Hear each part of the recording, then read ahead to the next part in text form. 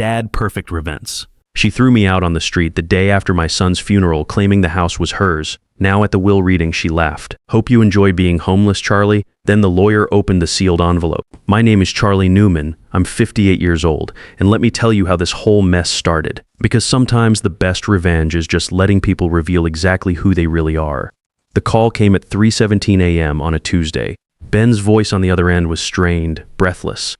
Dad, something's wrong, my chest. I can't, the line went dead. By the time I reached the hospital, my 42-year-old son was gone. Massive heart attack, the doctor explained with clinical detachment. Nothing they could do. Amanda Newman stood beside me in that sterile waiting room, her face a mask of shock, but I caught something else in her expression. Relief? No, surely I was imagining things in my grief. What happens now? I whispered, still unable to process that Ben, my healthy, vibrant son, was simply gone. Amanda straightened her shoulders, and for a moment her composure slipped. Now we deal with reality, Charlie. Ben's gone, and I have decisions to make. The coldness in her voice sent a chill through me. We'd never been particularly close, Amanda and I, but Ben had always been the bridge between us. Now that bridge was gone, and I was beginning to understand just how deep the chasm really was. Of course, dear. We'll get through this together, I said. Reaching for her hand, she pulled away. We'll see about that. I should have recognized the warning in those words. Instead, I attributed her coldness to shock. People grieve differently. I told myself some become emotional, others turn inward. Amanda was clearly the latter. The funeral arrangements consumed the next 3 days. I offered to help pay for everything. Ben had been my only child, after all, but Amanda insisted on handling it herself. I'm his wife, she kept saying. I know what he would have wanted. Fair enough. I focused on writing his eulogy, calling relatives, and trying to hold myself together. At 58, I'd buried my parents and my wife, Sarah, but losing a child felt like a special kind of hell. The night before the funeral, as I sat in what had been Ben's childhood bedroom in the house he'd shared with Amanda, I found myself staring at the framed photos on the dresser. Ben graduating college, Ben and Amanda's wedding, Ben holding his nephew at Christmas last year. What I didn't see were any photos of Ben and me from recent years. Amanda had systematically removed them, I realized. When had that happened? A soft knock interrupted my thoughts. Amanda stood in the doorway, no longer bothering to hide the calculating look in her eyes. We need to talk, Charlie. The funeral was beautiful. I'll give Amanda that. The flower arrangements were elegant, the music was Ben's favorite hymns, and the reception afterward was perfectly orchestrated. What wasn't beautiful was watching my daughter-in-law play the grieving widow while making pointed comments about moving forward in new chapters. I stood in the receiving line accepting condolences from friends and family when I overheard Amanda talking to her brother behind the flower arrangements. The life insurance alone will cover the mortgage for 2 years, she was saying in a low voice, and without the extra expenses. Extra expenses? What extra expenses? What about Charlie? Kyle asked. Where will he go? Amanda's laugh was sharp and brittle. That's not my problem anymore. He can figure it out like the rest of us adults. My blood ran cold. I'd been living with them for 2 years, ever since I'd sold my house to help with their down payment. Ben had insisted it would be temporary just until I found something smaller and more manageable. Somehow temporary had stretched into permanent, and I'd grown comfortable in the routine of helping with the house, cooking dinner, being useful. Apparently I'd been naive. Charlie, Amanda appeared at my elbow, her public face firmly in place. Could you help me in the kitchen? There are some things we need to discuss. I followed her through the crowd of mourners, nodding at neighbors and accepting final hugs from my brother who was flying back to Phoenix in the morning. In the kitchen, Amanda closed the door and turned to face me. I'm going to be direct, she said, her voice calm and businesslike. This house is in Ben's name, which means it's mine now. I need time and space to process my grief without complications.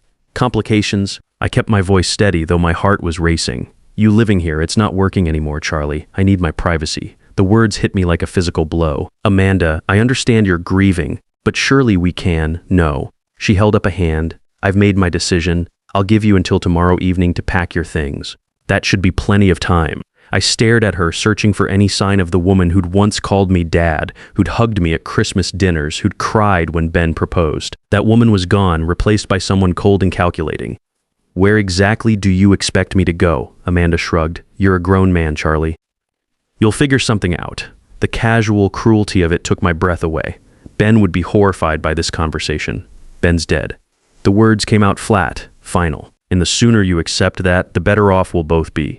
I packed my entire life into 4 suitcases and 2 boxes. 58 years reduced to what would fit in the trunk of my Camry. As I folded my clothes and wrapped my few remaining photographs, I kept waiting for Amanda to come upstairs and apologize, to say she'd spoken in grief, and of course I could stay until I found somewhere else to go. She never came. Instead, at exactly 6 p.m. the next day, she appeared in my doorway with her arms crossed. "Time's up, Charlie." I zipped the last suitcase closed and looked around the room that had been my sanctuary for 2 years.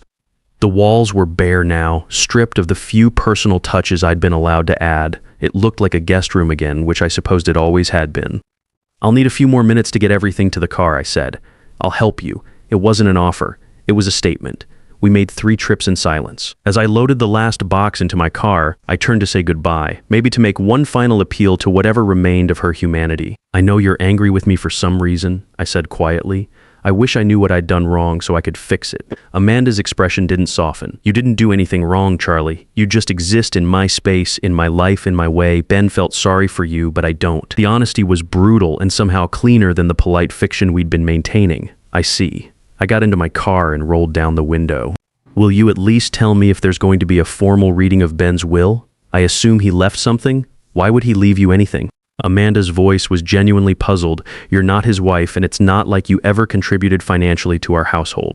The irony was so sharp, it actually made me smile. The $50,000 I'd given them for the down payment might disagree with that assessment. But clearly Amanda had either conveniently forgotten or genuinely convinced herself it had been a gift. "Of course," I said.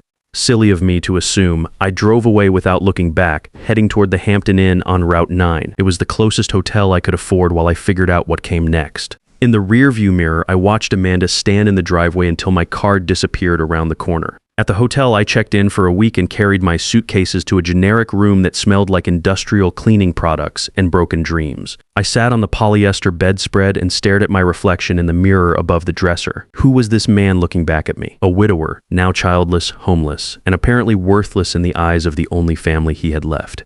But as I sat there in that sterile room, something unexpected began to stir in my chest. Not despair, though that was there too.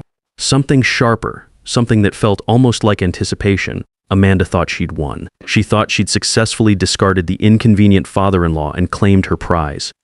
What she didn't know was that Ben had been a much better son than she'd ever given him credit for. 2 weeks into my hotel stay, just as I was starting to seriously worry about my dwindling savings, the call came from Ben's lawyer, Mr.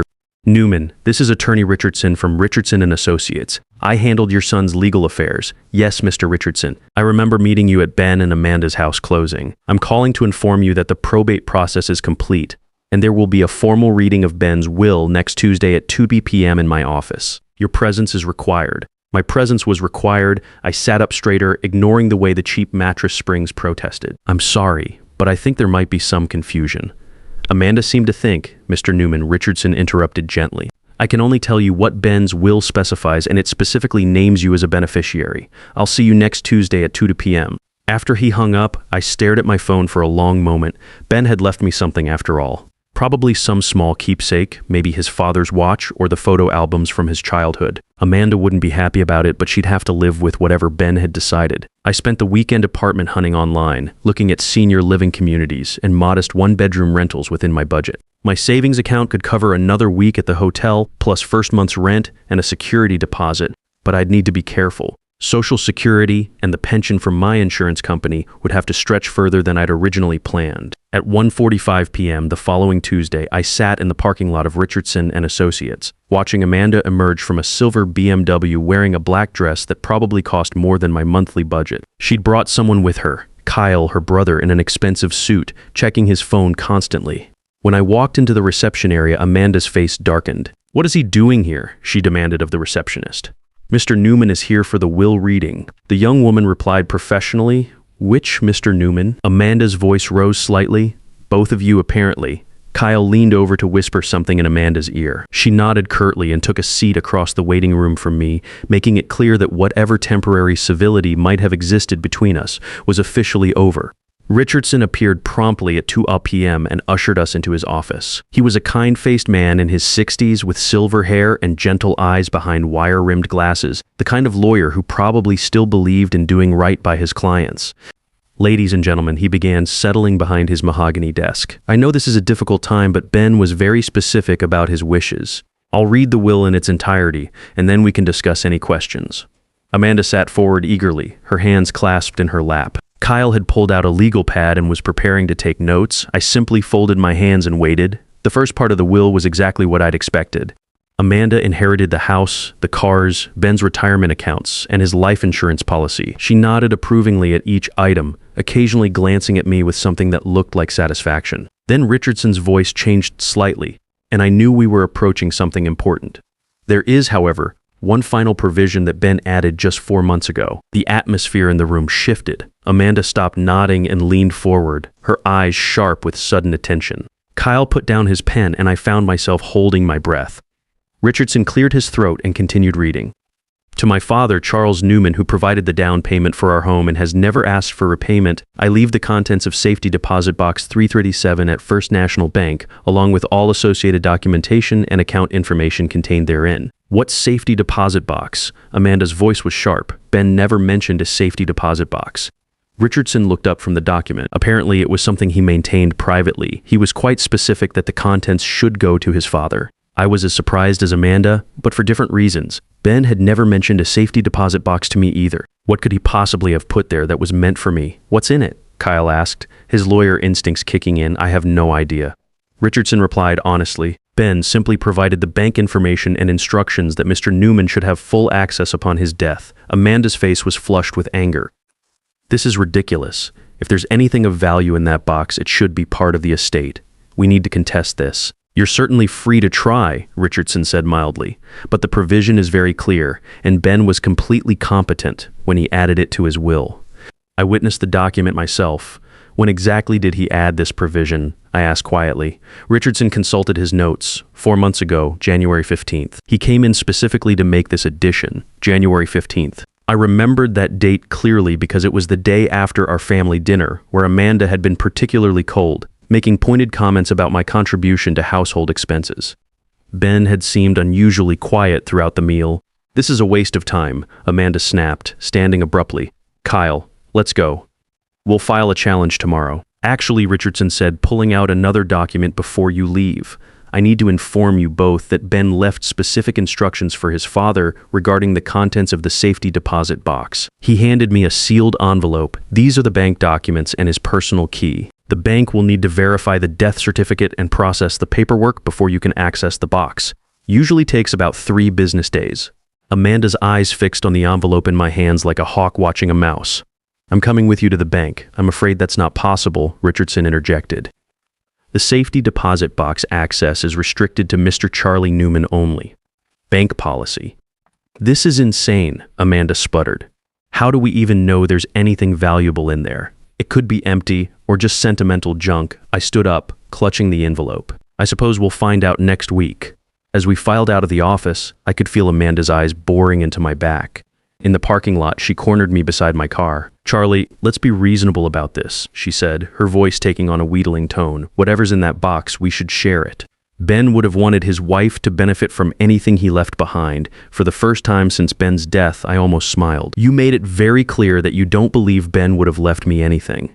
Now suddenly you're concerned about sharing?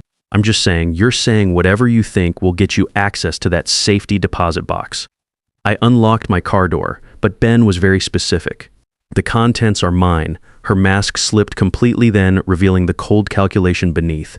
Don't forget, Charlie, you're homeless. You need my goodwill more than I need yours. I paused with my hand on the car door. Actually, Amanda, I don't think I need anything from you at all. 3 business days later, after providing the death certificate and completing the bank's paperwork, I finally stood before Safety Deposit Box 3537 at First National Bank. The bank manager, Mrs. Henderson, was expecting me. She'd obviously been briefed about the situation because she offered her condolences and escorted me personally to the vault area. Box 3537 is one of our larger units, she explained as we walked through the security doors. Your son rented it about 6 years ago and visited quite regularly. 6 years? Ben had been planning something for 6 years. Mrs. Henderson used her master key while I inserted Ben's key, and the box slid out smoothly. It was indeed large, about the size of a briefcase, and surprisingly heavy. Take all the time you need, Mrs. Henderson said, showing me to a private viewing room. I'll be at my desk when you're finished.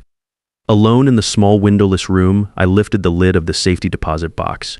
The first thing I saw was a letter addressed to me in Ben's familiar handwriting. My hands trembled as I opened it. Dad, it began, if you're reading this, then I'm gone, and Amanda has probably shown you exactly who she really is. I'm sorry for that, but I'm not surprised. I've known for years what kind of person I married, and I've been preparing for this possibility. My heart raced as I continued reading. You gave us $50,000 for our house down payment. I know you thought of it as a loan, even though you never asked for repayment. I've been investing that money for the past 6 years, adding to it whenever possible. The money in the accompanying accounts isn't just repayment, it's what careful investing has grown into. I set the letter down with shaking hands and looked at the documents underneath. Bank statements, investment portfolios, account numbers. My eyes scanned the balance sheets, trying to make sense of the numbers. 5,000 in various investment accounts, all in my name, all accessible with proper documentation. I picked up Ben's letter again, hardly believing what I was reading. I also discovered that Amanda has been telling people you contribute nothing to our household. What she doesn't mention is that our mortgage has been automatically paid from my salary account for the entire time you've lived with us. Any money you've given us went straight into investments for your future. The letter continued, I've been documenting everything, Dad. Every email, every text, every casual comment she's made about you. It's all in the folder labeled documentation. I thought you should know what kind of person has been living in our house. My vision blurred as I reached for the folder he'd mentioned. Inside were printed emails, text message, screenshots, even photographs of credit card statements, evidence of years of manipulation and deceit. The final paragraph of Ben's letter made my eyes fill with tears. You deserve so much better than the way she's treated you. Take this money and build yourself a life where no one can make you feel unwanted ever again. And Dad, don't tell Amanda about any of this until you're safely away from her. Trust me on this one. All my love, Ben. I sat in that little room for nearly an hour, reading through everything Ben had left for me. By the time I emerged, I had a clear picture of exactly how my daughter-in-law had been manipulating both of us for years. Mrs. Henderson helped me transfer all the documents to a large envelope and explained the process for accessing the investment accounts. As I walked to my car, my phone rang. Charlie, Amanda's voice was falsely sweet. I was wondering if you'd like to come by for lunch today. We could discuss what you found in the safety deposit box. I smiled at my reflection in the car window. That's very generous, Amanda. I'll be there at noon. It was time for Amanda to learn that sometimes the people you underestimate are the ones who surprise you most. I arrived at Amanda's house, her house now, at exactly noon, carrying a small gift bag and wearing my best poker face. She answered the door in a flowing white dress that probably cost more than my monthly hotel bill, all smiles and false warmth. Charlie, I'm so glad you came. I've made your favorite chicken salad. Funny how she remembered my favorite foods now that she wanted something from me. The dining room table was set with her wedding china and fresh flowers. Amanda had clearly put effort into this performance. She poured iced tea and chattered about the weather while I sat quietly, watching her work up to what she really wanted to discuss. So she finally said, settling into her chair with practiced grace, I've been thinking about yesterday about the safety deposit box, have you? I sipped my tea calmly. I know we've had our differences, but Ben would want us to support each other through this difficult time. Family should stick together. Family, rich coming from the woman who'd thrown me out the day after her husband's funeral. I couldn't agree more, I said evenly. Amanda's eyes lit up, clearly thinking she'd found an opening. I'm so relieved to hear you say that. I was worried you might be angry about having to find your own place so quickly, but you understand I needed space to grieve. Of course. I took a bite of chicken salad. Grief affects everyone differently. Exactly. She leaned forward eagerly. So about what Ben left you, I was thinking we could pool our resources, combine whatever was in that box with Ben's life insurance, maybe invest it together.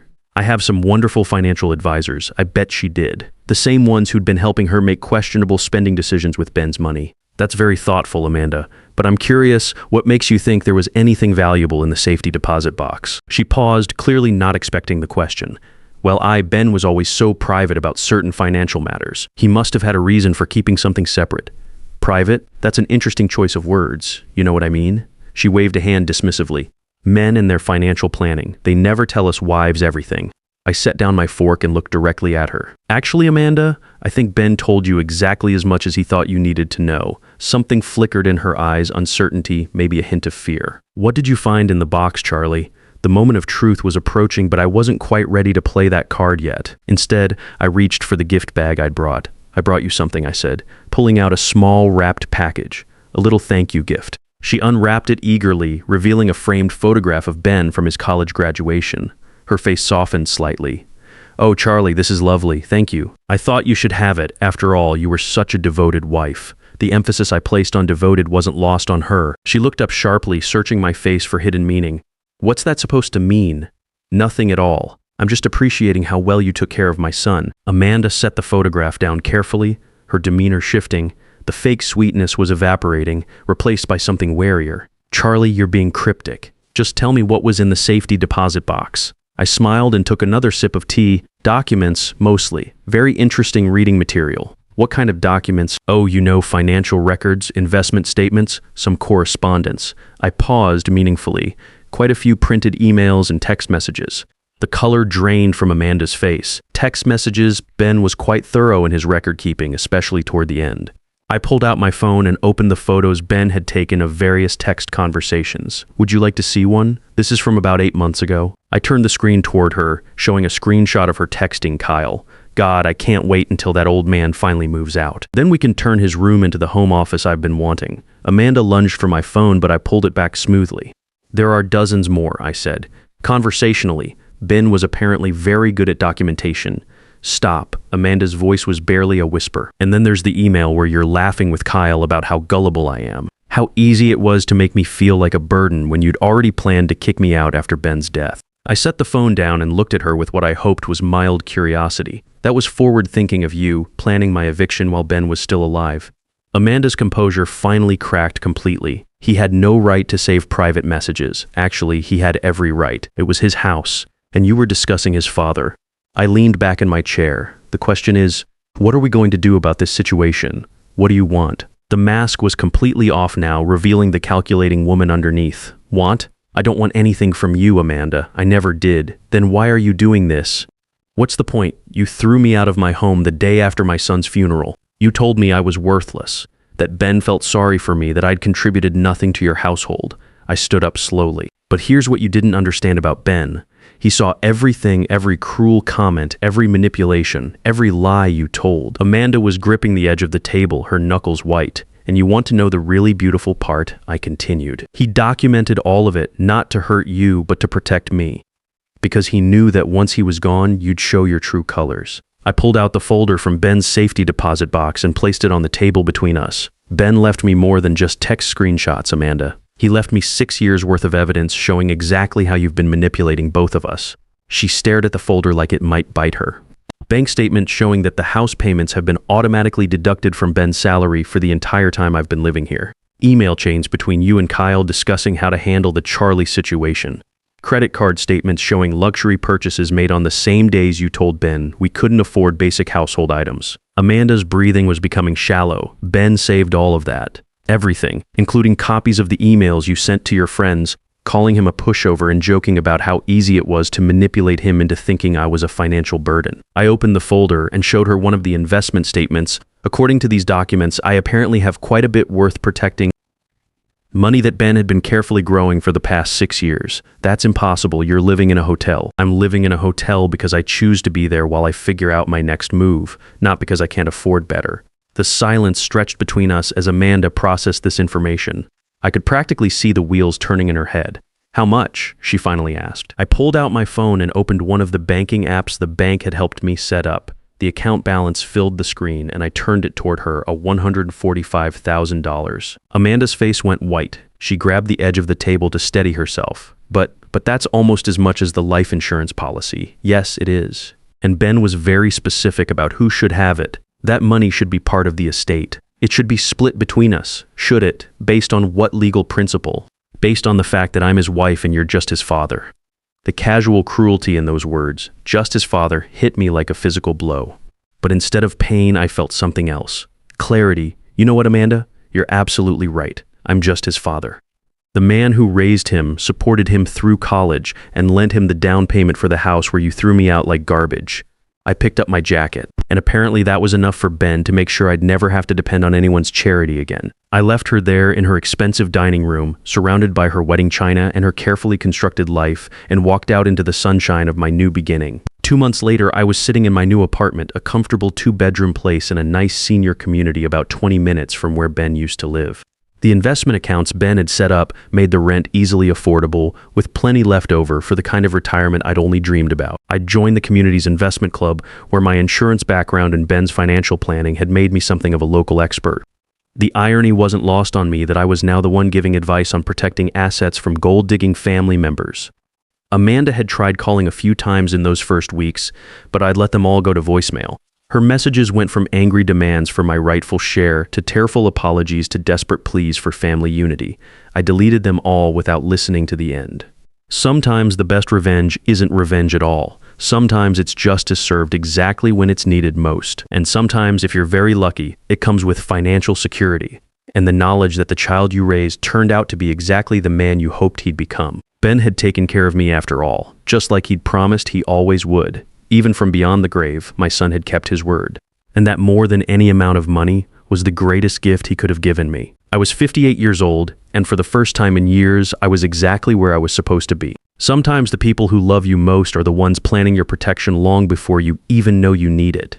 And the greatest inheritance isn't money, it's knowing someone cared enough to see the real threats to your future. Never mistake someone's kindness for weakness, and never underestimate an old man who spent decades learning how the world really works, because experience and wisdom are the most dangerous weapons against those who think they're smarter than everyone else.